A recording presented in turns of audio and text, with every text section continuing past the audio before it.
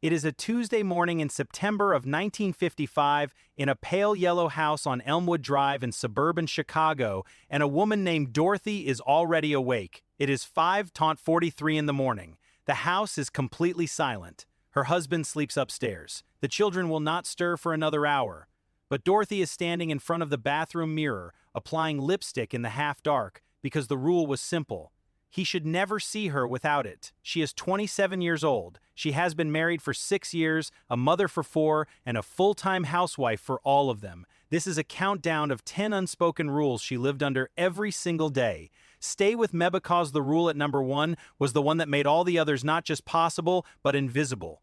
The architecture of invisible control. For roughly 15 years after World War II, the American housewife operated under the most sophisticated system of social control ever designed around domestic life. It was not enforced by law. It was not printed in any official document. It lived in the magazines stacked on her coffee table, in the eyes of neighbors watching from kitchen windows, in the advertisements that promised happiness through the right floor wax, and in the quiet, loaded silences at dinner tables across suburban America. The system operated on 3 layers simultaneously: the physical rules that governed her body and schedule, the social rules that governed her relationships and reputation, and the psychological rules that governed her sense of self. Dorothy, like 24 million other American housewives in 1955, lived inside all 3 layers at once, every single day, with no vacation and no acknowledgement that any of it was difficult. She had not chosen this system the way you choose a career. She had grown into it the way you grow into a language so completely that by the time she was old enough to question it, it already sounded like her own voice. Chapter 10. The pre-dawn performance. Dorothy's day began at 5:43 a.m. Not because she was naturally an early riser, but because the performance required extensive preparation. The sociologist Mura Komorowski, in her groundbreaking 1953 study of American wives, documented what she called the invisible shift unpaid labor that began before the family woke and ended long after they slept. Dorothy had to be fully dressed, made up, and emotionally composed before anyone else in the house opened their eyes. A 1955 Good Housekeeping article laid out the expectations with clinical precision. Prepare yourself. Take 15 minutes to rest so Yao will be refreshed when he arrives. Touch up your makeup, put a ribbon in your hair, and be fresh looking. He has just been with a lot of work-weary people. By 6:00 a.m., Dorothy had already started the percolator, checked her appearance in the hallway mirror twice, and mentally rehearsed the cheerful greetings she would deliver. The exhaustion of yesterday had to be erased. The anxiety about today had to be buried beneath a carefully applied layer of rouge and optimism. The performance was not optional. It was the opening act of a theatrical production that ran 14 hours a day, 7 days a week, with no intermission, no sick days, and absolutely no understudy. The woman who appeared at breakfast was not Dorothy. It was a character Dorothy had learned to play so well that she had almost forgotten there was anyone else underneath the costume. Chapter 9. The spotless house standard. At 8:30 a.m., Dorothy is on her hands and knees, scrubbing a kitchen floor that was already clean. The house is not dirty. It was meticulously cleaned yesterday. It will be aggressively cleaned again tomorrow. But in 1955, the standard was never clean enough to live in comfortably. The standard was clean enough that an unexpected visit from the most critical mother-in-law would yield no ammunition for gossip. The historian Ruth Schwartz Cowan, in her definitive study More Work for Mother, revealed a cruel paradox of the 1950s household. The invention of modern appliances had not reduced the housewife's workload, they had multiplied it exponentially. The vacuum cleaner didn't save time, it made visible dust morally unacceptable. The automatic washing machine didn't lighten the load, it made daily laundry the new, exhausting baseline. A 1956 advertisement for Johnson's Wax made the equation brutally explicit. A bright, gleaming floor reflects a bright, capable woman. The condition of the house had become the direct, public measure of the woman's worth as a human being. Dorothy cleaned rooms that no one would enter that day. She polished wooden surfaces that no one would inspect. She arranged decorative objects that no one was permitted to disturb.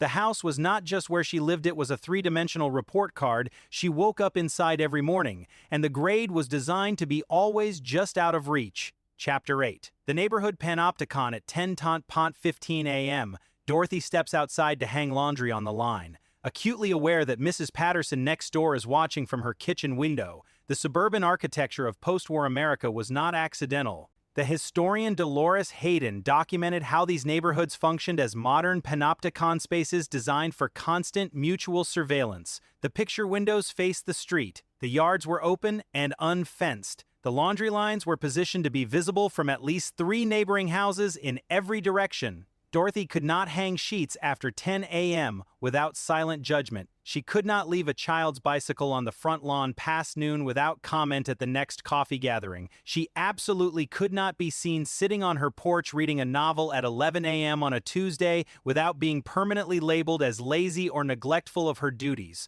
The surveillance was performed entirely by women, directed at other women for the enforcement of standards that benefited none of them. Mrs. Patterson watched Dorothy. Dorothy watched Mrs. Chen across the street. Mrs. Chen watched the new family on the corner. The entire neighborhood was a suffocating web of quiet, constant evaluation. The bars of the cage were held in place by the people standing inside it, and they had been convinced this was freedom. Chapter 7. The financial erasure at noon. Dorothy sits at the kitchen table with a cash envelope and a composition notebook, managing money she could not legally own. In 1955, a married woman in most American states could not open a bank account in her own name, apply for credit independently, or make any major purchase without her husband's signature. The Equal Credit Opportunity Act, which would finally prohibit this systematic discrimination, was still 19 years away.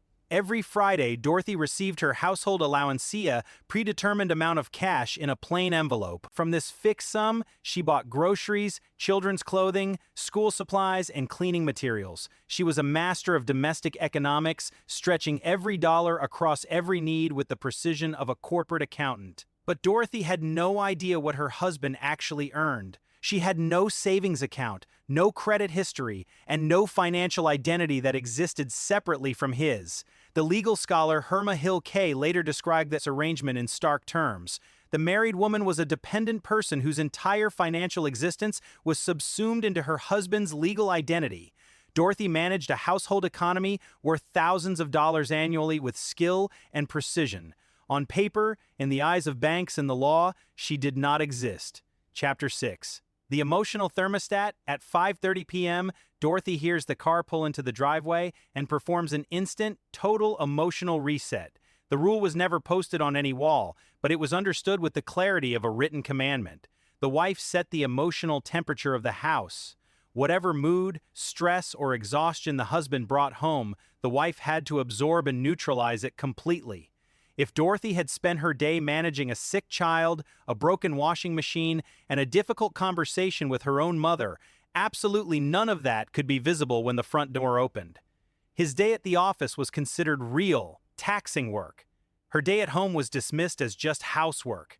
The psychologist Dr. Benjamin Spock, whose Baby and Child Care sold millions of copies throughout the 1950s, wrote explicitly that a mother's primary responsibility was to create an atmosphere of calm for the returning father. If she failed at this essential task, she was failing at the very core of her purpose as a woman. So Dorothy swallowed her frustration like a bitter pill. She buried her exhaustion in the deepest parts of her chest. She painted on a bright, uncomplicated smile that reached her eyes through sheer force of will.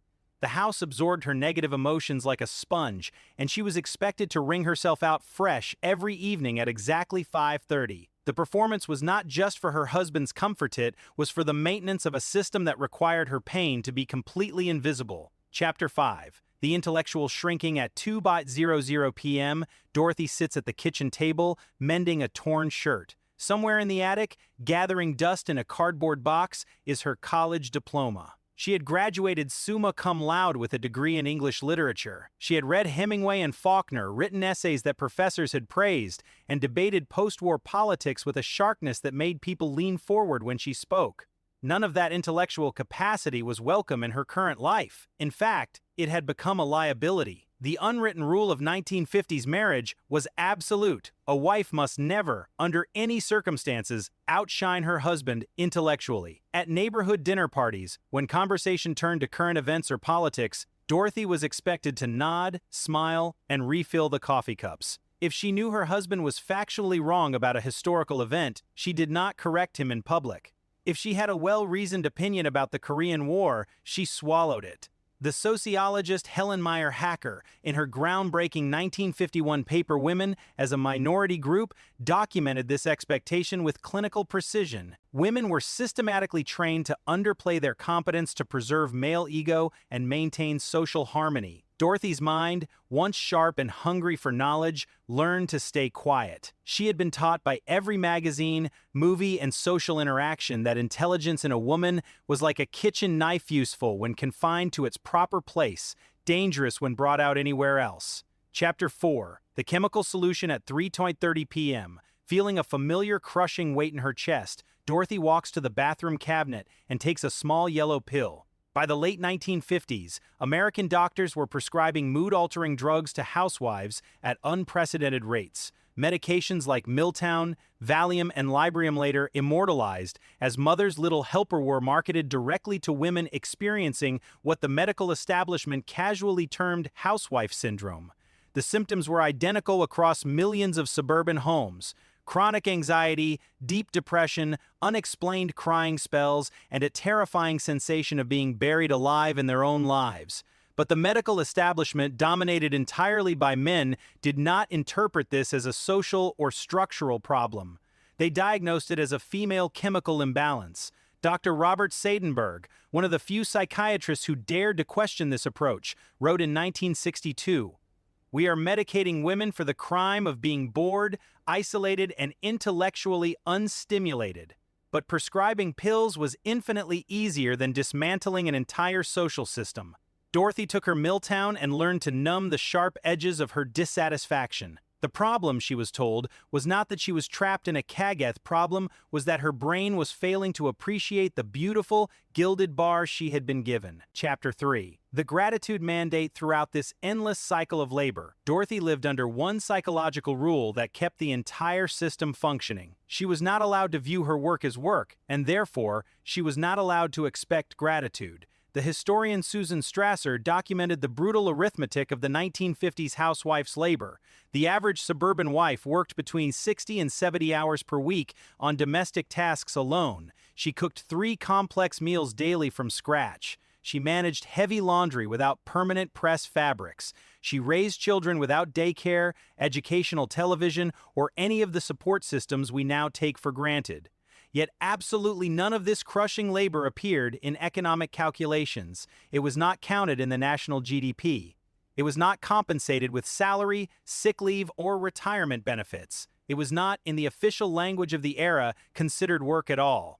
The word society used to describe Dorothy's 70-hour work week was love. What Dorothy did was not labor, it was her natural biological function, and you do not thank someone for simply existing in their natural state.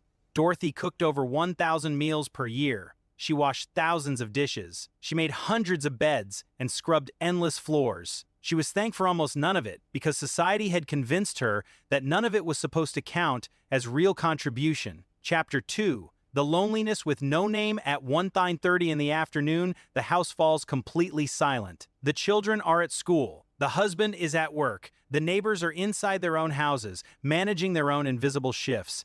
Dorothy can hear the refrigerator humming, the wall clock ticking, and her own thoughts echoing through empty rooms with nowhere productive to go. Betty Friedan, who would document this experience in her 1963 book, The Feminine Mystique, interviewed hundreds of suburban housewives and found the same sentence repeated in different words in different houses across different states. Is this all there is? But there was no approved vocabulary for this feeling in 1955. To say I am lonely was to suggest that the perfect lifeth husband, the children, the house, the modern appliances was somehow insufficient, and that was a dangerous admission in a culture that had just sold millions of people that exact dream at full price.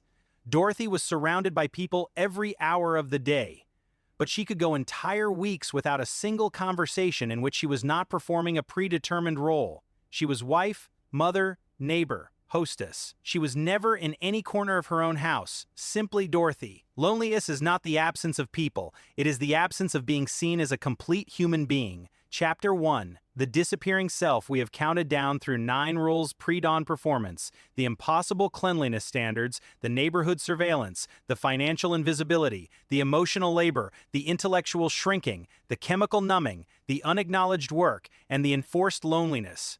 All of them existed to serve one master rule, the rule that made every other rule not just possible, but necessary. Dorothy was not supposed to exist as an individual person. She was a wife, she was a mother, she was a homemaker, but she was not, in any meaningful legal, social, or psychological sense, herself. The historian Elaine Tyler May, studying Cold War domestic ideology, documented how women's individual desires had been systematically reframed as threats to family stability, to social order, to national security itself. A woman who wanted a career was selfish. A woman who questioned her domestic role was unfeminine.